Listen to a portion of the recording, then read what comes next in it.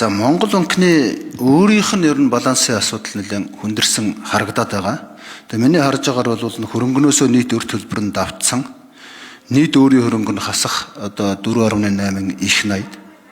Хуримтлагдсан алдагдал 7.5 их 80 төгрөгийн алдагдaltaа.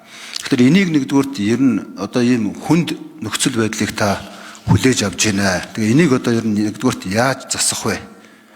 Энэ асуудал чи өөрөө нөгөө Монгол банкны хуулийн 33 зааснаар аудитын дүгнэлтнээр, санхүүгийн тайланчдаар олон нийтэд нээлттэй байх ёстой байтал хуулийн дээр нээлттэй гэж байгаа боловч бодит байдал дээр бол энэ нээлттэй бус байгаа даа. За энэ асуудлыг нэгдүгürt тодруулъя. Хоёрдугаарт ерөөсөө энэ мөнгөний бодлогын асуудал дээр ашиг сонирхлын асуудал дандаа яригддаг. Та аль нэгэн банкнд хувьцаа эзэмсэж байгаа юу? Аль нэг банк бусдаа юу? Энэ одоо талаас нэг тодорхой хэлээч.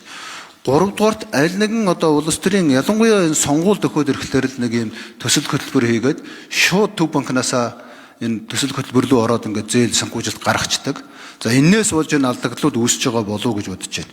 Тэгээ ийм хүнд банкийг одоо яг ямар арга хэмжээ хэрэгжүүлж ийж хэвийн байдалд нь оруулъя гэж бодож байна вэ? За энэ нөөцийн одоо буюу нийт хөрөнгө нь одоо хасах 10-аас 24-ийн хооронд хэлбэлзэж байгаа нь одоо яг нэг юм ердийн төв банкны бүтэц буюу байх хязгаараас давтсан. Тэгээ энэ давтсан байгаа байдал нь өөрөө одоо дараагийн шатны хөндрөл рүү оруулах уугүй юу гэдэг дээр та хувьдаа юу гэж дүгнэж байна.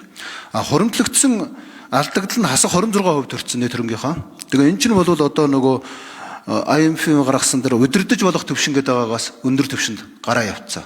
Тэгэхээр одоо бид нар гадны одоо санхүүжилтийн хяналтанд орох уу? Ер нь энэ тал дээр одоо энэ нөхцөл байдлыг яаж шийдье гэж бодож байна.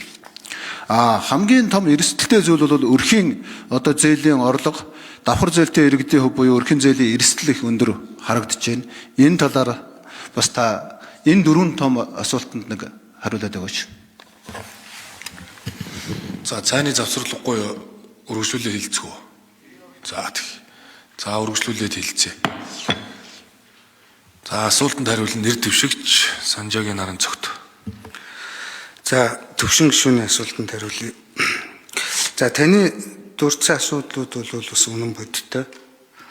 Монгол банк алдагдал бол нэлээд нэмэгдсэн. Энийх нь 67% бол төв банкны үнэ цаасны төлбөрт гарсан байна. Тэгэхээр энэс болж үүдэлтэй. Өөрөөр хэлбэл нөгөө өмнөх энэ олон жилийн бодлогын хүрээнд мөнгөний зах зээл хөөсрөөд энэ хөөсөө одоо татж авахын тулд хэрэгжилж байгаа арга та энийг бол өөрөө их сайн мэдж байгаа. Тэгээ бас үйл ажиллагааны зардлаас хүлээж байгаа алдагдлуудаас болж ингээд алдагдлууд нь бас нэмэгдэж байгаа. SWOT хэлцээнүүдийг бас хийж байна. Энээс болж алдагдал үлээсэн байна. Ингээ энэ зүйлүүд нийлээд төв банкны алдагдлыг бүрдүүлж байна. За төв банкны алдагдал бол мэдээж хэрэг аж ахуйн нэгжийн алдагдлаас арай өөр болвол энийг та бас сайн мэдж байгаа. Тэгэхээр одоо бид яах вэ гэхээр яг богино хугацаанд бол инфляци юм өндөр.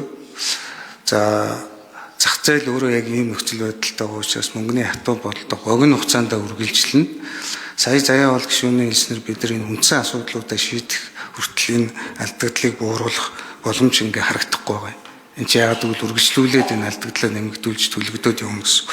Гэхдээ ер нь богино хугацааны дараа энэ дунд хугацаанд инфляцийг нам дор түвшинд аваачаад тэгээд юм яг энэ явах хөстэй зохист яваараа зүйл рүүгээ орж ирээд тэгээд эндээс энэ алдагдлыг яг зайлшгүй биш байдлаар үүсгэж байгаа алдагдлууд юу вэ нэ гэдэг дээр би яаж томилогдвол нэлээ нухацтай анализ гэж би танд бас танилцуулах хийнэ.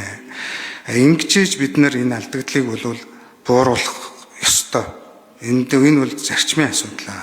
Тэгээд энэ дээр бол ингэж яа гэж бодож байна. За ашиг сонирхлын хувьд бол надад ямар ч ашиг сонирхол байхгүй. Би альч банкнд хувьцаа байхгүй, банк санхүүгийн байгууллага байхгүй. Надад ерөөсөө энэ дээр ямар нэгэн асуудал байхгүй. За мөрийн хөтөлбөр дээр тусгаснараа одоо энэ нөгөө репо санхүүжилт, урт хугацааны репо гэдэг зүйлүүд дээр нэлээд санхүүжилтүүд яваад байгаа. Ер нь зүгээр энэ хагас төсвийн үйл ажиллагааг бол би зогсоох ёстой гэсэн хатуу байр суурьтай байгаа. Зүгээр мэдээж энэ өдөр тутмын үйл ажиллагаа энэ төлбөр тооцоог хангах чиглэлээр репо санхүүжилтүүд банк өдөр тутам хийгдэг ажлууд би энэ бол ил тод нээлттэй шударга журмаар барьж явах хэрэгтэй. Тэгэхгүйгээр нөгөө танилд давуу байдлыг аль нэг газар олгоод байдаг байж ерөөсөө болохгүй. Энийг бол мөрийн хөтөлбөр дөш би битсэн яг энэ чиглэлээр ажиллана гэж ингэж бодож байна.